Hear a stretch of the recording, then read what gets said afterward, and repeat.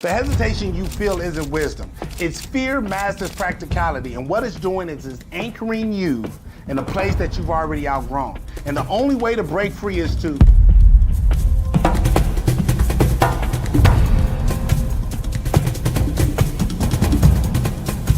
I'm Demond Logan, the high-performance coach specializing in mindset transformations for professionals looking to lead stronger, execute faster, and grow their business. And in this video, we're going to be talking about how transitions aren't risks. They're necessary developments and evolutions to get to your dream, to get to your next level. And we're going to explore the things that are holding you back and how to overcome them. Okay, the first thing that you have to do is you have to recognize your resistance. And when we talk about recognizing your resistance, going through the process of that begins with understanding and finding what are your hidden doubts, right? You have to know what your hidden doubts are. Hidden doubts are the things that you are telling yourselves that that you have taken based on experience, based on what you observed, all of these things that tell you that you cannot do something, you are incapable, and it creates this limitation because these essentially are unspoken fears that limit your action. These are things that you tell yourself. See, they're not about what other people believe. It's about what you believe. And when you believe you can't do, you don't do what is required to actually be able to accomplish the thing. So you have to be very mindful. What are the things that you are telling yourself that you can't do that you find affecting the actions that you need to take to accomplish the goal that you say you have? What are those things? We have to know those because we have to break them because they are logic traps justifying for ourselves to say why we should not actually be at the thing. And what this actually affects overall is the next point, which is your identity anchors. See, your identity anchors are nothing more than just old self-image that are being resistant to change. These identity anchors are saying that this is where I'm supposed to be. And how this affects action in the grand scheme of everything is that we spend every day in our lives trying to make our life match our self-identity, right? To match the way that we view ourselves. Now, what that means is that there's going to be a certain course of actions we take, a certain course of actions we don't take, because it's about what falls in line. When something falls below that identity that we have, a lower level, we are like, no, I don't like this. I can do better than this. When something goes above that, then we feel uncomfortable or believe that we're not good enough and question our self-worth. And what that does is that keeps us right here. But the problem is because you're right here and what you actually need to be is shift over so you can acquire the higher level thing over here, you are just simply holding yourself back because you are becoming your own limiter because in order to grow, in order to reach a different outcome, you have to grow and develop, which causes you to have to change literally who you are because who you are as is not good enough to have the thing that you desire, which is why you don't have it. But if you shift through your development, shift your identity, the thing that you desire becomes the thing that you must acquire. Now, when we take all of this concept and we roll it into our next one, we understand that this all gets fueled by comfort traps. Let me say that one more time. Comfort traps. Now, these are familiar environments that are blocking your growth.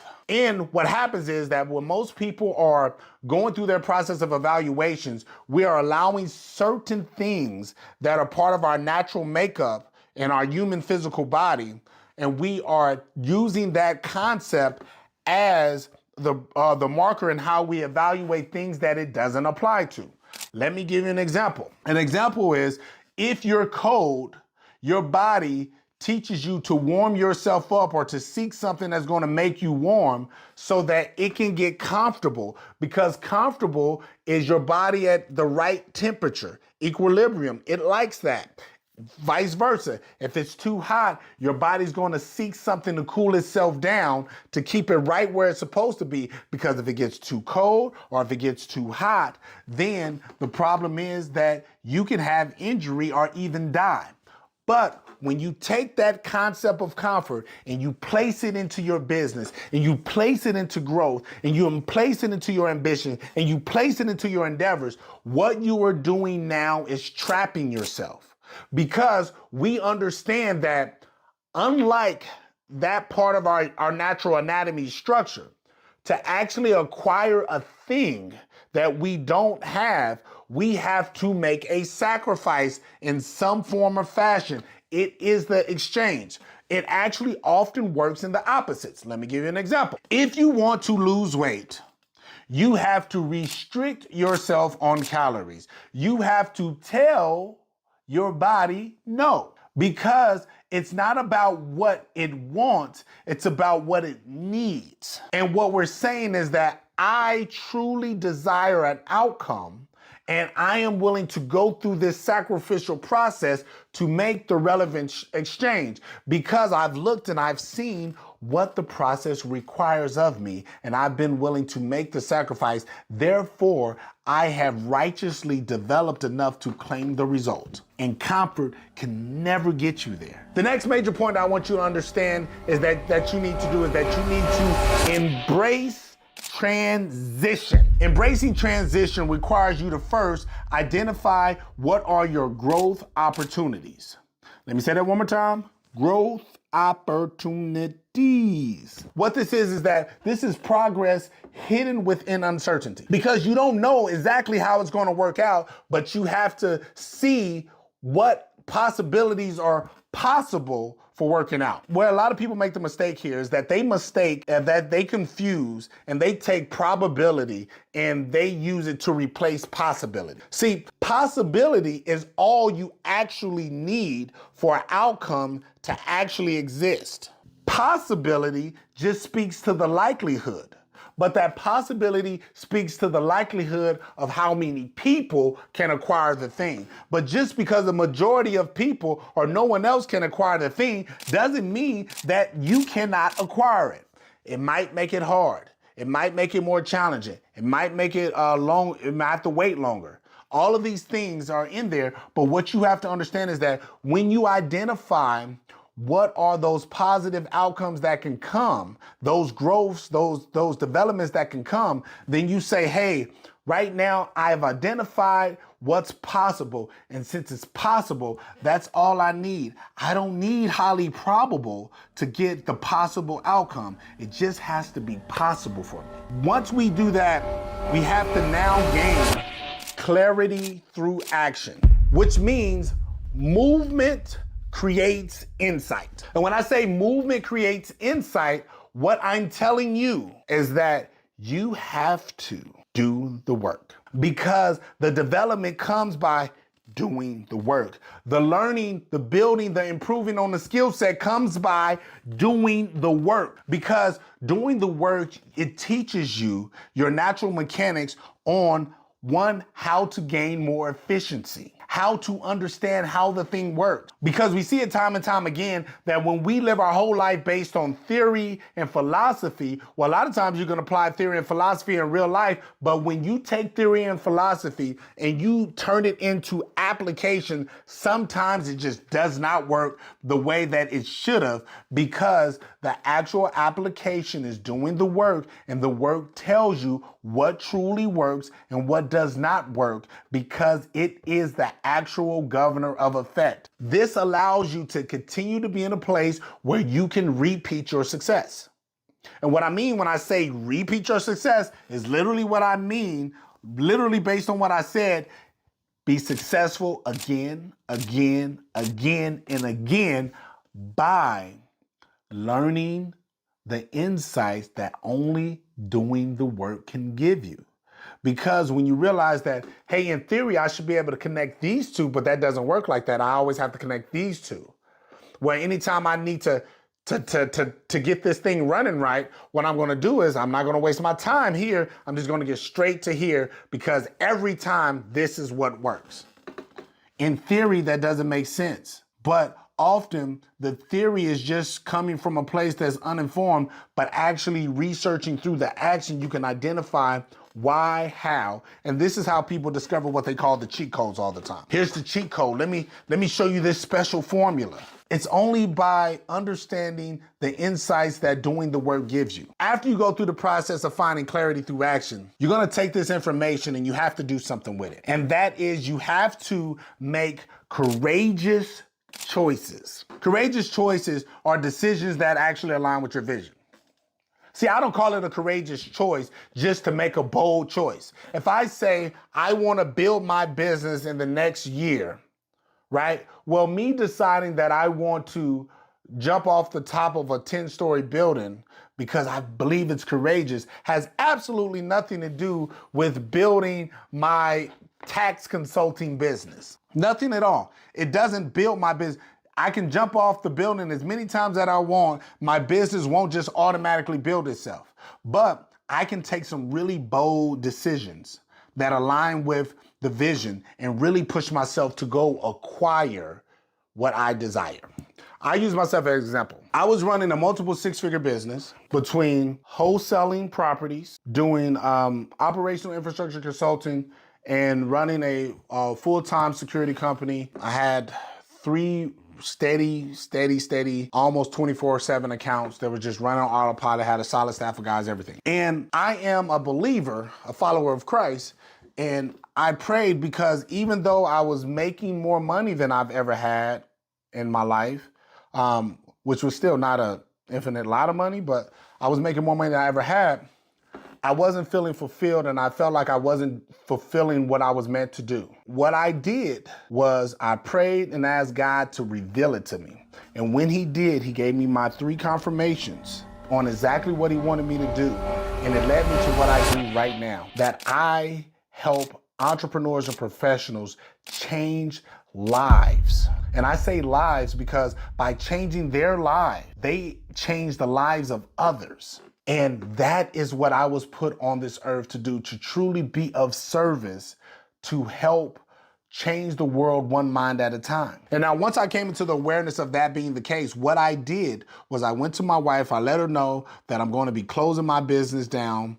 And essentially in 30 days, I went from a multiple 6-figure pace income to 0. And had to build it back all up.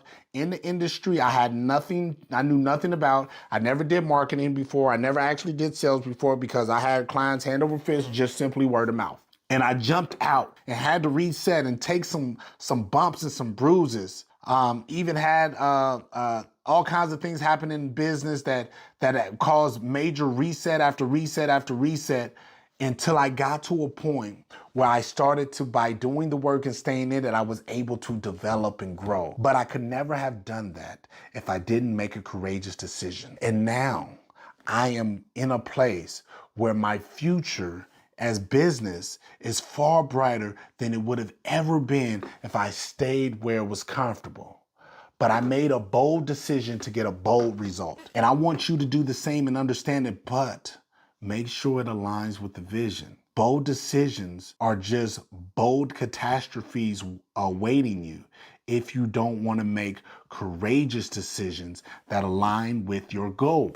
To really fortify this for yourself, we're going to have to get into the 3rd major point that I have, and that is mastering your mindset. And the way to master your mindset is that you first have to anticipate challenges, because anticipating challenges is a proactive strategy, not a reactive fear. When I'm telling you, when you go through the process of anticipating challenges, you have to understand that you can anticipate and have a plan for any and everything that's going to come your way in advance. Are you going to know everything that's going to come? No. But let me tell you how you do it. First thing you do is you list out all of the things that you can anticipate. Literally write them down, type them out, but make them tangible outside of your mind. And all of the challenges that you anticipate, I want you to also write, what are you going to do when that challenge comes? When you get hit with that challenge, what would you do in response to it to keep everything moving forward? That's your list of everything that you can anticipate. Now, I told you,